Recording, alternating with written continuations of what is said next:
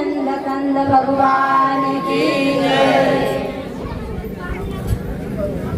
परम पिता परमात्मा पूज्य इष्ट गुरुदेव, उपस्थित पूजनीय संत महात्मा और उपस्थित सभी भाव भक्त और माताएं भाई बहने, हम काफी देर से भजन सत्संग का हम श्रवण कर रहे थे। सचमुच में आज का दिन जो है हमारी गुरु माँ की बर्थडे का दिन है और माँ की छत्र छाया में बैठकर हम सब आनंद लुटा रहे थे। सचमुच में संत कहते हैं, संत तुलसीदास जी कहते हैं, एक घड़ी आज में पुनिया, तुलसी संगत साधु की कोटि काटि अपराध। संत तुलसीदास जी बताते हैं कि अगर एक घड़ी व आधी घड़ी हम सब संतों के सानिध्य में बैठकर अगर सत्संग का श्रवण करेंगे तो बताते हैं कि कोटि कोटि अपराध हमारे कट जाते हैं। तो कैसे कट जाते हैं? जैसे आज यहाँ धूमधाम से सत्संग का जो गंगा बह रहा है, जो भी यहाँ आकर डुबकी लगाते हैं उसका जीवन का सफल हो जाता है। हम गंगा नहाने के लिए काशी और हरिद्वार जाते हैं, लेकिन वहाँ शरीर का तन को हम पवित्र करके आते हैं, लेकिन मन पवित्र कहाँ होता है? यही सत्संग रूपी गंगा में।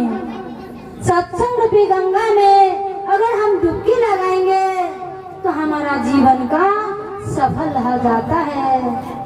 तो सज्जना, इसी तरह सत्संग का महिमा हम कितने वेद पुराण में सुनते हैं, लेकिन एक मजबूरी का सत्संग जो है, जो सुना है, उसका लाभ मतलब उसका जीवन का क्या होता है, हम छोटी शॉर्टकट में, समय भी कम है, शॉर्ट थोड़ी सी बताते हैं आप लोग को।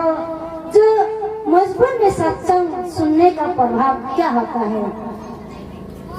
एक भक्त थे जो अपने मजबूरी करके मतलब जीवन को बिता रहे थे, तो उन्होंने जीवन में संतों की सानिध्य प्राप्त करके आत्मा को ज्ञान प्राप्त किया था। उसको जो सत्संग के बिना नहीं रह सकता था, वो सत्संगी था। हमेशा दूसरों को सत्संग सुनाने में उनको आनंद मिलता था।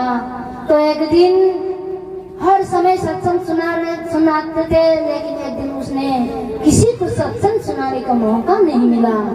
तो सज्जनों, एक सेठ जी आते हैं और उनको मजबूरी होकर वो शाम हो जाते हैं, वो घर में जाते हैं।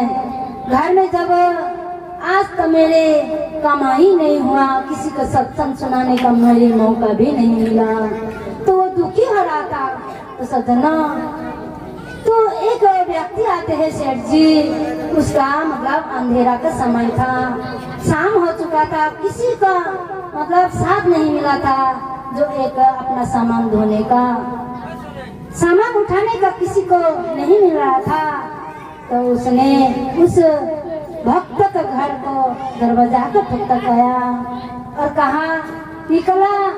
भक्त निकले तो देखा, अरे भाई, मेरे सामान मेरे घर तक पहुंचाने का कुछ मदद करेगा। तो वो भक्त कहते हैं, आपका सामान तो मैं पहुंचाऊंगा जरूर, लेकिन मेरी एक शर्त है, आपको मेरी सत्संग सुनना पड़ेगा। वो सेठ जी बताते हैं कि मेरा समय कम है, मेरा समय नहीं है, ये सत्संग सुनने का समय नहीं है, रात हो चुका है, शाम होने वाला है, रात होने वाला है, और बारिश का सीजन है, बारिश होने वाला है। अब सत्संग आपका सुनते रहेंगे तो मेरा समय देर हो जाएगा। मुझे आपका सत्संग नहीं सुनना है, मुझे तो अपना सामान उठाना है और मेरे घर में जाना है। तो हमें कोई सत्संग का मतलब सुनना नहीं है। तो वो भक्त कहते हैं ठीक है, तो मैं आपका सामान उठा नहीं पाऊंगा, पहुंचा नहीं पाऊंगा आपका घर, मैं नहीं करूंगा। तो वो सेठ जी मजबूर हो जाता है। अब मेरी इतना धन संपत्ति, जो सामान में सारा पैसा ही था उसका, उसने जीवन भर कभी अच्छे कर्म नहीं किया था। दुखी आदमी का, जो दुखी होता है उनका लूटपाट करके वो धन का कमाया किया करता था। कभी भी ना दान पुण्य किया, ना संतों की संगत से मतलब सत्संग सुना, उसने कभी भी जीवन में नहीं सुना था। तो मजबूर होकर उन्होंने उस भक्त का सत्संग सुना। तो ठीक है भाई, मैं आपको सत्संग तो जरूर सुनूंगा, लेकिन मेरा सामान तो उठाना ही पड़ेगा। तो भक्त कहते क्या कहते हैं, आपका सामान भी मैं पहुंचा दूंगा, जाते जाते मेरे सत्संग को सुनना पड़ेगा। तो उसी में वो जो सेठ जी मजबूर होकर भक्त का सत्संग सुनते जब जान पहुंच गए, उनके घर पहुंचा, उसके बाद वो भक्त वापस आने लगा। तो सेठ जी जो पैसे था भाड़ा देने लगा। तो भक्त कहते हैं मुझे कोई भाड़ा नहीं चाहिए, मेरा जो था वो हो चुका है, जो मेरे कमाई था वो कमाई हो गया। तो सजन ऐसे करके उस सेठ जी अपने अंदर चले गए, हाथ पाँव धो के आराम करने लगे। और वो भक्त वापस आने लगा। भक्त भी उसी सत्संग को जो सेठ जी को सुनाया था वही सत्संग का मनन करते करते आ रहे थे। और उधर वो सेठ जी भी उसी भक्तों का सत्संग का मनन करते करते आराम में बैठे हुए थे। तो उसी समय वज्र आकाश से मतलब वज्राते हैं और वज्र पड़ जाता है उस धरती में, उसी जगह में। वो दोनों का मृत्यु हो जाता है एक ही साथ, दो जगह मतलब वज्र पड़ते हैं। बिजली से वज्र पड़कर उस भक्त का भी मृत्यु हो जाता है और उस सेठ जी का भी मृत्यु हो जाता है सजना। तो मृत्यु के पश्चात वो भक्त जो है वैकुंठ को मतलब देवदूत आकर उन्हें ले जाते हैं वैकुंठ। तो सजना उस जो व्यक्ति थे जो सेठ जी का आत्मा को यमदूत आकर ले जाते हैं सजना। तो इसी प्रकार यमदूत ले जाते हैं उस जीवात्मा को कहाँ, धर्मराज के वहाँ धर्मराज के पहुँच जाते हैं। धर्मराज के वहाँ तो उनका जीवन का खाता देखते देखते बताते हैं कि इन्होंने तो कभी जीवन में कभी पुण्य का काम नहीं किया, जीवन भर पापी है। तो सज्जनों जीवन भर पाप का अब एक ही फल था उसका, एक ही दिन मजबूर से सत्संग सुना, उसका परिणाम क्या होगा, उसका फल क्या होगा। तो भगवान यम धर्मराज को बता नहीं पाए। फिर धर्मराज उसका मतलब फल को बोल नहीं पाए तो ब्रह्मा जी के पास जाते हैं। ब्रह्मा जी भी बता नहीं पाए। भगवान शंकर के पास पहुँचे, भगवान शंकर भी उसका फल बता नहीं पाए। तो सजना ऐसे करके वैकुंठ धाम में पहुँच गए। वैकुंठ में पहुँचकर जब भगवान के सामने पहुँचे तो कहा कि यमदूत ने कहा कि इसने जीवन भर कभी भी सत्संग नहीं सुना, मतलब पुण्य का काम नहीं किया था, हाँ खाली पाप किया। एक ही दिन इन्होंने मजबूर से सत्संग सुना, उसका परिणाम क्या होता है, उसका फल क्या होता है ऐसा जो ना। तो भगवान कहते हैं जो भी जीवात्मा जो मेरे दरबार में आते हैं, वैकुंठ में आते हैं, वो फिर लौट कर नहीं जाते हैं, वो तो मेरे में ही समा जाता है। तो सज्जना ऐसे करके जब उस जीवात्मा को यमदूत लोग कहने लगा, नहीं प्रभु, इसने जीवन भर पाप कर्म किया और मजबूर से थोड़ी सी सत्संग सुना तो इसका मतलब मुक्ति ये तो हो ही नहीं सकता। तो भगवान कहते हैं ठीक है, तो इसका परिणाम तब तो इसी को पूछना पड़ेगा, ये क्या भोगेगा।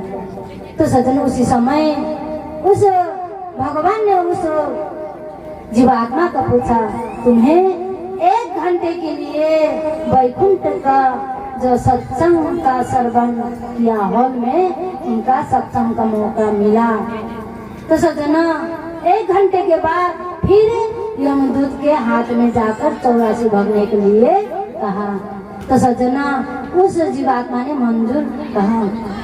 तो सज्जना उस हॉल में पहुंचे जहाँ सत्संग हो रहा था, वैकुंठ में सत्संग हो रहा था। वही जगह में देखा, दरवाजा से देखते ही उसने किसको देखा, वही जो मृत्यु लोक में उसने जबरदस्ती मतलब सत्संग सुना था, उस व्यक्ति को देखा। वो सिंहासन में बैठकर सत्संग सुना रहे थे। तो जीवात्मा बैठने लगा। तो यमदूत कहा, देखो 1 घंटा के पश्चात तुम हमारे पास आ जाना। तो ऐसे करके वो जीवात्मा सूक्ष्म शरीर लेकर वहाँ सत्संग में बैठते हैं। और पहले सत्संग में उसने क्या सुना, कहते हैं जो जीवात्मा जो प्राणी सत्संग में बैठे हैं उसका कभी भी मृत्यु नहीं होता है, और जहाँ सत्संग होता रहता है वहाँ कभी काल नहीं पहुँच जाते। यमदूत अंदर नहीं जा सकते सत्संग के अंदर। तो 2 ही शब्द सुनते ही उसका आनंद को प्राप्त हुआ उस जीवात्मा को। तो 1 घंटे सत्संग सुनने के बाद जब जीवात्मा ने यमदूत की तरफ देखा, यमदूत इशारा करके बुला रहे थे सज्जनों।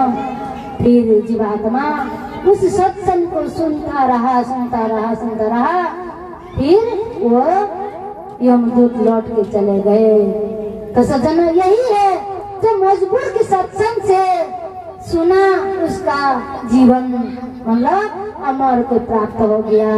तो ऐसे ही सत्संग जो है हमारे जीवन का